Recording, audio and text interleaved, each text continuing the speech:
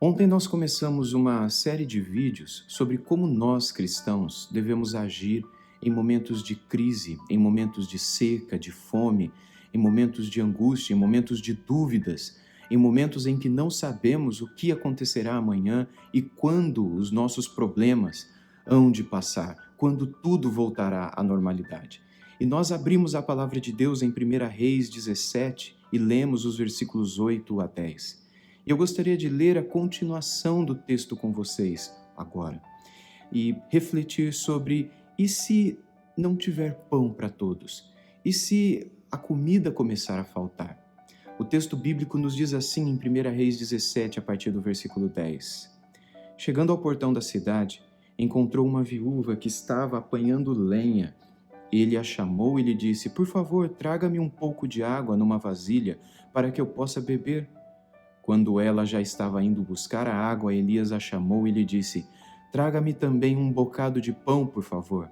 Porém ela respondeu: Tão certo como vive o Senhor seu Deus, não tenho nenhum pão assado, tenho apenas um punhado de farinha numa panela e um pouco de azeite num jarro. E como você pode ver, apanhei 2 pedaços de lenha e vou preparar esse resto de comida para mim e para meu filho. Vamos comer e depois morreremos de fome. E Elias disse a ela: Não tenha medo, vá e faça o que você disse, mas primeiro faça um pãozinho com o que você tem e traga-o para mim. Depois prepare o resto para você e para o seu filho, porque o Senhor assim diz. Sim, diz o Senhor, o Deus de Israel: a farinha da panela não acabará, e o azeite do jarro não faltará, até o dia em que o Senhor fizer chover sobre a terra. A viúva foi e fez segundo a palavra de Elias, e assim comeram ele, ela e a sua casa durante muitos dias. Elias confiou na palavra de Deus, saiu do ribeiro onde ele estava, sendo alimentado por corvos, com pão e carne de manhã e de noite, bebendo da água do ribeiro, mas a crise atingiu todo mundo, e aquele ribeiro secou, e Elias, um homem de Deus, também sofreu. E o que ele fez nessa hora? Ele apenas esperou o que Deus falaria ao seu coração, e Deus ordenou a ele que fosse até a terra de Sarepta, para que uma viúva pobre ali cuidasse dele. Elias não questionou, mas foi, e chegando lá, ele encontrou essa viúva que acabamos de ler, e então ele pediu a ela que desse a ele um pouco de água. Essa mulher viúva também estava vivendo tempo de crise. Ela também estava vivendo aquela situação terrível pela qual toda a nação de Israel passava. E gente de todos os cantos ao redor de Israel também sofriam. Mas mesmo assim, quando Elias pediu água, ela se levantou e foi do pouco de água que ela tinha e deu um pouco, para dar um pouco àquele homem de Deus. Porém, quando ele a chamou mais uma vez e disse a ela que trouxesse também um bocado de pão, um pedacinho de pão, ela foi sincera com ele e disse: Olha, você sabe que nós também estamos passando por essa situação, e eu peguei esses 2 pedaços de lenha e estou levando eles para casa porque eu vou assar o último pedaço de pão que eu posso fazer. Eu tenho um pouco de azeite num jarro, só um pouquinho, e tenho só um pouco de farinha na panela. Eu vou fazer um pedaço de pão, um pouco de pão, para meu filho e eu comermos, e então nós esperaremos a morte. E Elias disse a ela: Vá, faça isso mesmo, mas traga um pedacinho de pão, um pãozinho primeiro para mim. E Deus, o nosso Deus, nos garante que não vai faltar nada para você. Enquanto você me hospedar e enquanto você me der água e comida, não vai faltar azeite na botija e nem farinha na panela. O que aquela mulher fez? Ela poderia questionar também.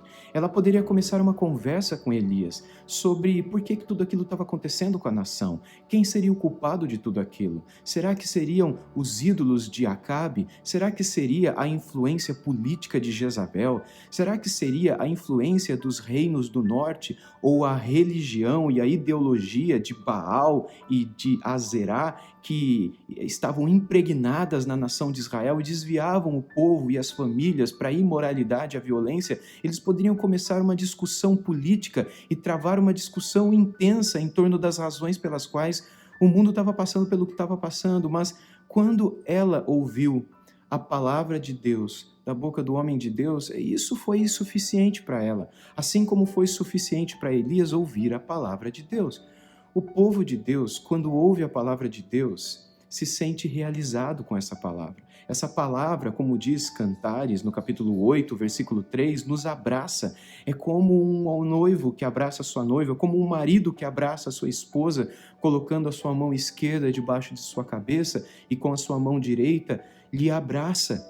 Assim, a palavra de Deus, quando aberta e lida, ela nos abraça, ela é íntima de nós e ela nos consola, nos conforta em tempos de angústia, de ansiedade. E é justamente a palavra de Deus que fez com que aquela mulher confiasse em Elias e fosse e fizesse aquilo que ele pediu. Eles comeram a farinha e o azeite, da farinha e do azeite que estavam na botija, no barro, no jarro de barro e na panela, e tudo aquilo se multiplicou. E o texto aqui termina dizendo que eles comeram por muitos dias. O que nós aprendemos aqui? Que Deus tem os seus próprios meios para cuidar de nós. Mas e se não tiver mais pão em casa? E se a comida vier a faltar? E se a comida não der para todo mundo? O que a gente faz? A viúva não reclamava aqui, ela não questionava, ela apenas foi atrás da lenha e trouxe a lenha para casa, para assar o último pedaço de pão para ela e o filho dela comerem. Deus quer nos ensinar aqui algo muito especial, e esse algo se chama silêncio, esse algo se chama confiança, esse algo se chama fé. Deus está presente silenciosamente, sempre reinando e sendo glorificado em tudo. E o povo de Deus abaixa a sua cabeça, fecha os seus lábios e espera. Constatar a crise não é errado, mas deixar de confiar em Deus, nela, não é sábio. O Deus da Bíblia provou em muitos tempos de crise que Ele faz milagres em tempos de aflição. Logo choveria, logo aquela angústia e aquele problema todo acabaria. Logo essa pandemia também vai acabar. E ao final desta prova, Deus deseja te ver, me ver aprovados, como a viúva e Elias saíram após aquele tempo também.